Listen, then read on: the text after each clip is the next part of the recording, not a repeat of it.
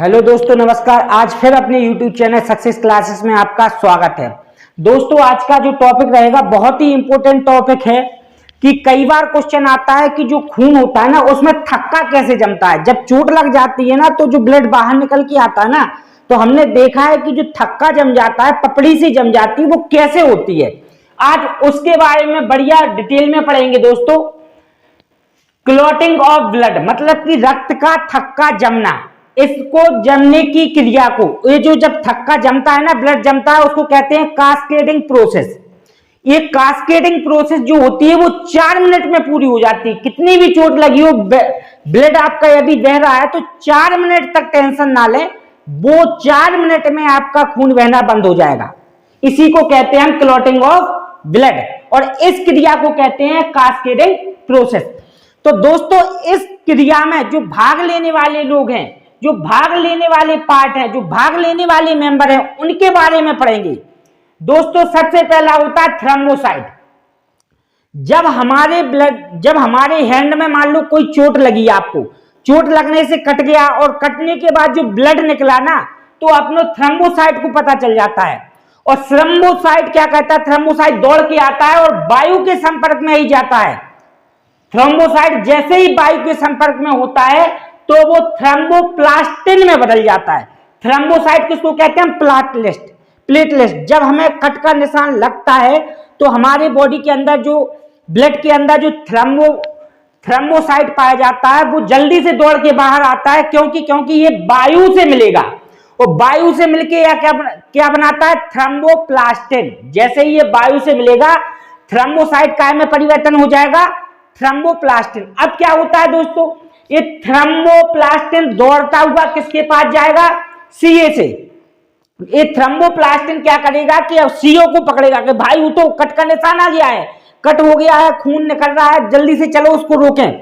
तो जो थ्रोम्बोप्लास्टिन है वो सीए के साथ मिलकर प्रोथ्रोम्बिन को जगाता है। किसको जगाता है दोस्तों, प्रोथ्रोम्बिन को जगाता है। तो प्रोथ्रोम्बिन जब सोया हुआ रहता है तो उसको प्रोथ्रोम्बिन कहते हैं, जब ये जग जाता है तो उसको थ्रोम्बिन कहते हैं। क्या हुआ, जो थ्रोम्बोप्लास्टिन था वो सीए के पास जाता है, माने कैल्शियम के पास जाता है, और कहता है चलो भाई चलो, अपन लोग क्या करें, प्रोथ्रोम्बिन से कहें, क्योंकि प्रोथ्रोम्बिन महत्वपूर्ण भूमिका निभाता है आपका कास्केडिंग प्रोसेस में। अब क्या हुआ, जो प्रोथ्रोम्बिन जब सोया हुआ था और जागने के बाद इसके काय में बदल जाता है दोस्तों, थ्रोम्बिन में। इसके बाद दोस्तों क्या होता है, जो थ्रोम्बिन होता है वो किसके पास जाता है, फाइब्रोनोज। किसके पास जाता है दोस्तों, फाइब्रोनोज। ये फाइब्रोनोज से मिलता है और उसके बाद ये फाइब्रिन बन जाता है। क्या बन जाता है दोस्तों, फाइब्रिन। फाइब्रिन को हम क्या कहते हैं, जाली।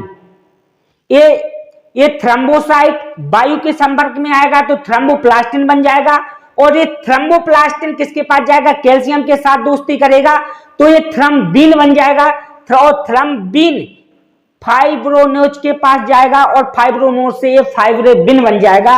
और फाइब्रिनेज क्या होती है, एक जाली होती है। वो जाली काय की होती है, रुधिराणु की, जिसमें आरबीसी, डब्ल्यूबीसी, प्लेटलेट सभी पाए जाते हैं, और ये क्या करते हैं, जाली बना देते हैं। जहां हमारा कटा रहता है ना उसके ऊपर क्या बनाते हैं दोस्तों, एक जाली बना देते हैं, जिसको हम पपड़ी कहते हैं। एक पपड़ी सी जम जाती है कट के निशान पर, फिर हम उसको निकाल के भी फेंक देना तो कोई दिक्कत नहीं होती। मात्र दोस्तों 4 लोग, केवल 4 लोग इसमें मदद करते हैं कास्केडिंग प्रोसेस में। थ्रोम्बोसाइट, याद करो, थ्रोम्बोसाइट एक किसके संपर्क में जाएगा, वायु के संपर्क में ही जाता है तो थ्रोम्बोप्लास्टिन में कन्वर्ट हो जाता है। इसके बाद दोस्तों थ्रोम्बोप्लास्टिन कैल्शियम के संपर्क में जाता है तो ये थ्रोम्बिन बन जाता है, और थ्रोम्बिन किसके संपर्क में जाता है, फाइब्रिनोज। तो ये क्या बन जाता है दोस्तों, फाइब्रिन। और फाइब्रिन किसको कहते हैं, जाली को। ये जाली बना देता है कट के ऊपर, और उसके ऊपर जाली बन के ब्लड हमारा रुकना।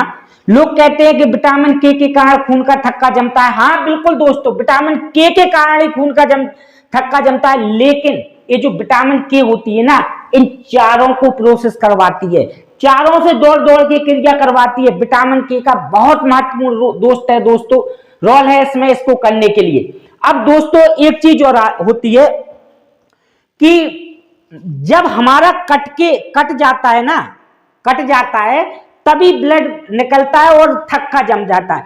कभी दोस्तों आपने ऐसा सोचा है कि अगर नसों के अंदर ब्लड जम जाए, नस जो होती है उनके अंदर अगर ब्लड जम जाए तो क्या होगा?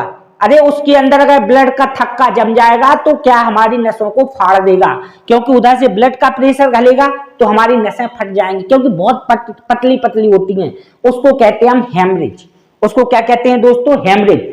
किसी कारणवश नस में यदि क्लॉटिंग हो जाए, ब्लड का थक्का जम जाए तो दोस्तों हेमरेज हो जाता है। इसी कारण दोस्तों दिमाग की जो नसें होती है ना, बहुत पतली पतली होती हैं, उनके रुद्राणु प्लेटलेट आरसीबी जैसे ही उधर पे थोड़ा बहुत डिस्टर्ब होता है ना तो दिमाग की नसें फट जाती हैं और हमारा हेमरेज हो जाता है।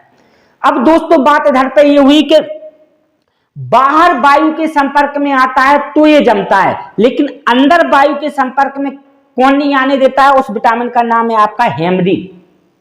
हेमरीन क्या करता है?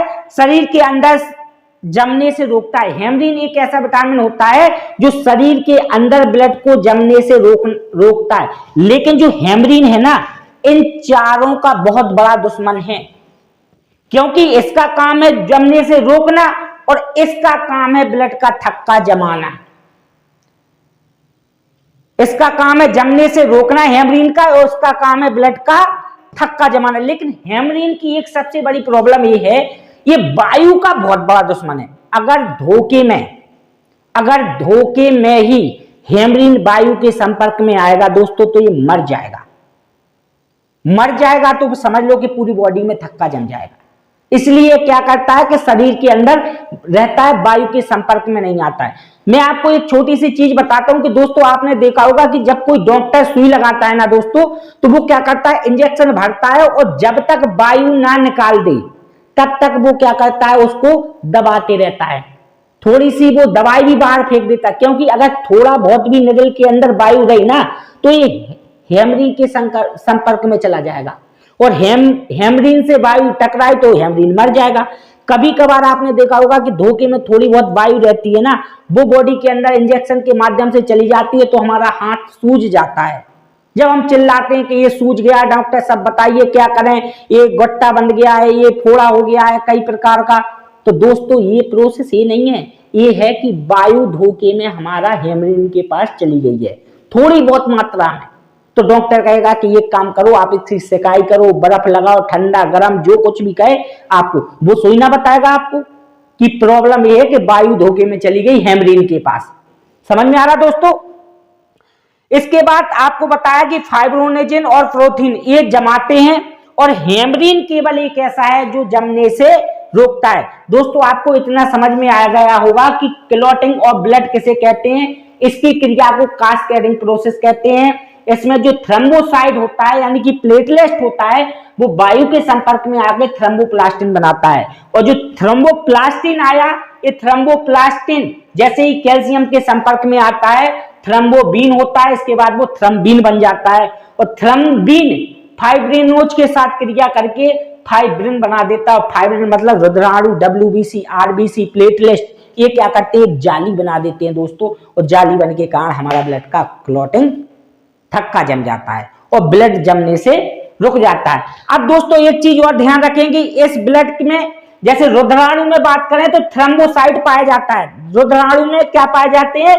प्लेटलेट पाए जाते हैं, और इस क्लॉटिंग में हम प्रोटीन की बात करें तो फाइब्रोनेज में प्रोटीन में मदद करता है। तत्व या धातु की बात करें तो आपका कैल्शियम होता है, और विटामिन आपका के होता है। दोस्तों हमें विश्वास है कि आपको ये वीडियो बहुत पसंद आएगी, तो जरूर ज्यादा से ज्यादा इसको लाइक और शेयर करें। नेक्स्ट वीडियो में मिलते हैं। थैंक यू, धन्यवाद।